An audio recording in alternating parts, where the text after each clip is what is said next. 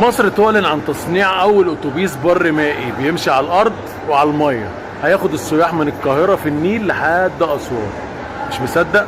اسمع الفيديو ده. هل تتخيل أن تسافر من القاهرة إلى أسوان في أتوبيس يسير على البر والماء في آن واحد؟ إنه ليس خيالا، بل إنجاز مصري جديد تم الإعلان عنه اليوم رسميا خلال جولة رئيس مجلس الوزراء الدكتور مصطفى مدبولي في المعرض والمؤتمر الدولي للنقل الذكي. كشف عن أول أتوبيس برمائي مصنع محليا بالكامل في خطوة غير مسبوقة نحو تطوير منظومة النقل المتكامل في مصر. هذا الأتوبيس قادر على التحرك في البر والماء وعبور نهر النيل، ليربط الطرق البرية في القاهرة والأقصر وأسوان بالنهر للمرة الأولى، وسيستخدم في الرحلات السياحية البرمائية لربط أبرز المعالم السياحية بنهر النيل في تجربة فريدة من نوعها، بفضل محطات برية ونهرية ومسارات محددة بخريطة إلكترونية ذكية. عصر جديد للنقل الذكي في مصر. مصر تمضي نحو المستقبل بثقة، صناعة محلية، تكنولوجيا عالمية، وطموح لا يعرف المستحيل.